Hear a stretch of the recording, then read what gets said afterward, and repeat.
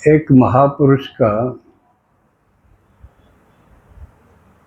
इन कनपाड़न के क्या करें जोगी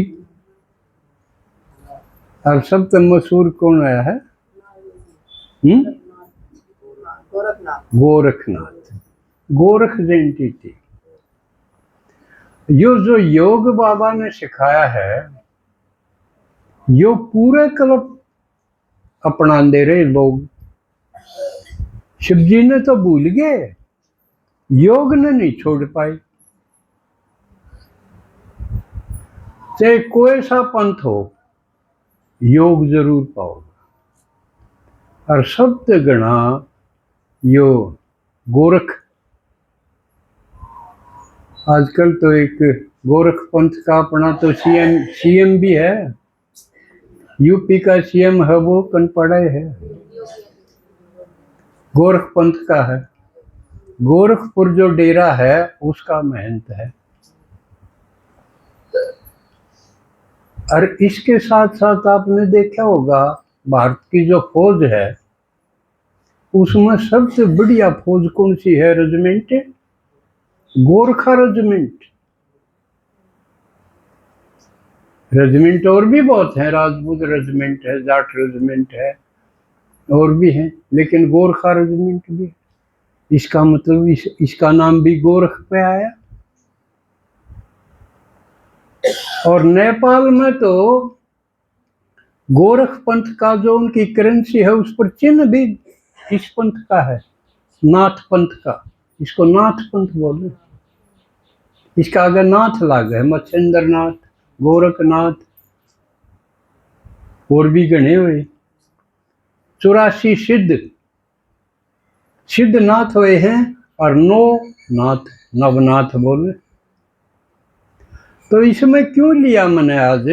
हालांकि यूँ सोचेंगे भाई हमारा काम की चीज को नहीं, लेकिन जब योग है और वो अपना जो पहला नाथ है जिसने आदिनाथ बोले हैं वो कौन है? बेरा शिव जी है। वो यहाँ तो अपना संबंध है उससे। शिव जी को आदिनाथ बोले हैं, उसके बाद फिर मच्छिंद्र नाथ है, उसको सारी सिद्धि सारा ज्ञान दिया। लेकिन उनको ये नहीं पता कब कार्यकाल है, इसमें रोल है। कोई कद बताओ है, कोई कद बताओ है भाई मच्छिंद्र नाथ कद होया। और इनका जन्म भी अटपटा,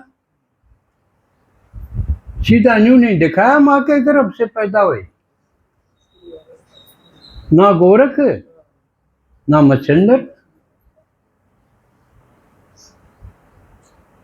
तो अरुण भी इसका मतलब अलौकिक जन्म था इनका, जो कर अपना है, अपना नया जन्म है ना। आप कौन से युग में? हाँ, संगम युगी और सारे ब्राह्मण। वह सारे नाथ, लेकिन माँ के गर्भ से वो भी नहीं। मच्छिंद्र नाथ की तो कहानी अटपटी है। वो तो मछली से पैदा हो गया। मछली ने कोई वो अपने भीतर हप कर लिया और उड़े 12 साल तक उसके मैं तब करी गया। इसी अटपटी कहानी। अटपटी तो अपनी भी माने है न्यू सोच जब न्यू को हाँ हम तो भाई कलयुग के शूद्र नहीं। हाँ, हम तो संगम युग के ब्राह्मण। हाँ, ब्रह्मा के मुक्त वंशावली। हाँ, अटपटी तो यह भी हुई बात। वह गणी पुरानी होगी तो गणी अटपटी लागी। न्यू गोरख का जन्म, गोरख का तो आपने बेरा होगा ना। मच्छिंद्र नाथ भिक्षा मांगने जा रहा था। एक माता ने भिक्षा तो दे दी लेकिन वह दुखी थी, उसका चेहरा उदास था। मच्छिंद्र नाथ ने पूछ लिया माई के बात है, क्योंकि जिसका अन्न खावा है उसका यूं तो सोचे भाई इसको द्या के में सुख हो। कौन बोली बाबा मेरे तो औलाद को नहीं। तो बाबा पाके था उन्हें उस जोड़ी मत है वाह राख काढ़ी भभूत बोले जी ले लाया ले या खा लिए चाट लिए बाबा चला गया। पाछे और थी पड़ोसन हुआ भी सुने लैन्यू बुकानिया हंडे न्यू बुला जो आकर के थी उसने कुड़ी पर भगा दी और राख आड़े भी 12 साल का जिक्र हुआ है। 12 साल पाछे फिर आया मच्छिंद्रनाथ उस गांव में लमाई वो लड़का बोला किससे ला लड़का मैं दे गया था वो के खाली जान की थी बात वो तो जरूर होगा खाली जावे कोई नहीं लम्मा तो उड़ा कुड़ी पर गिरा उसका बुकाया न देखा कड़े उड़े जाके मच्छिंद्रनाथ ने आवाज लगाई भाई आ किससे तू लड़का लिख दिया उसका जो कुछ द्रौपदी का और उसका दिखा है ना अग्निमत लिख दे देखी होगी महाभारत द्रौपदी भी लिख रहे उसका भाई भी लिख रहे अग्निमत है रानी ने ढील ला दी थी ना बिला ना हो ही बचार ना हुई है तो वो यज्ञ करनी है न मारी उसके में ले आती अरे न्यू बिला बाट को देखा कर देखी तो थम भी कदे बाट देखो 12 बजे आ लिया करो ना चाड़े तो आती मार दी जाएगी निकल जाएगा। तो उसका नाम गोरख रखा और 12 साल गीत भी बना रहे गुरु जी मनो बाहर काट ले मनो हो लिए 12 साल बहुत हैं लेकिन इतिहास इसका लिखा नहीं गया लेकिन नाथ पंथ फैला खूब ईब भी कोई कोई किते किते डेरे में अपने बड़म्बे में रहा डेरा नाथा का डेरा है यो खूब साहूकार डेरा हो लिया यू अपने टाइम पे लेकिन ईब तो इसका तमोगुणी रूप आ गया तो न्यू बोर में रहा वो भी नाथा का डेरा है और कितनी जमीन है उसके एमएलए भी बना वो तो बोर वाला डेरे का बाबा राजस्थान में बन रहा है एक और बालकनाथ के नाम है उसका ईब वर्तमान में एमएलए और सीएम आदित्यनाथ से इसका मतलब इनका प्रभाव अब तक भी रहा है चलता ही गया कीमत कम ज्यादा होगी एक जो कर ब्रह्मा कुमारी का एक तो साक्षात प्रत्यक्ष शिव भगवान आ रहा है एक तो सब है फीके हो गए क्योंकि सबकी तमोगुणी अवस्था थी अंतिम समय आ गया एक तो अपनी है चढ़ी हुई अवस्था तो इसलिए आप अपना एक एक सेकंड और सांस लगा दो अपनी तैयारी में फिर नहीं तो धोखा रह जाएगा। बाबा ने कहा आखिर में 2 लाइन बनेंगे जो भरपूर होंगे वो वाह वाह कर दे जाओगे और जो ढीले रह गए लापरवाही में रह गए तड़के देखेंगे परसों देखेंगे इस न्यू कर दे टाइम खराब कर दिया उनकी पश्चाताप की पछतावे की लाइन बनेगी। ठीक है तो योग के बारे में ये हठयोग नाथ हैं गोरख पंथ इनकी किताब भी है बड़ी मशहूर किताब है योग के ऊपर जो दूसरे देशों में प्रचार हुआ है वो उनके ऊपर है 15-20 किताब हैं जो गोरख की रची हुई और संस्कृत में है तो उनको योग का जिक्र आवाज जब नकार नहीं सकते। पतंजलि ने भी बल्कि उन किताबों का सहारा लेके बना रखे उसमें क्या कर रखा है कि आदमी का शरीर है काफी है यू है प्रयोगशाला है और तुम्हें बाहर तक करने की जरूरत को नहीं चुकर खोज करी है उनने के 3 मेन नाड़ी हैं, ईड़ा, पिंगला, सुषुम्ना। और नीचे मूलाधार में जो शरीर की नाड़ी का आखिरी ओढ़ है ना, जड़े टट्टी पेशाब की जगह, पूरे स्थित है मूलाधार चक्र।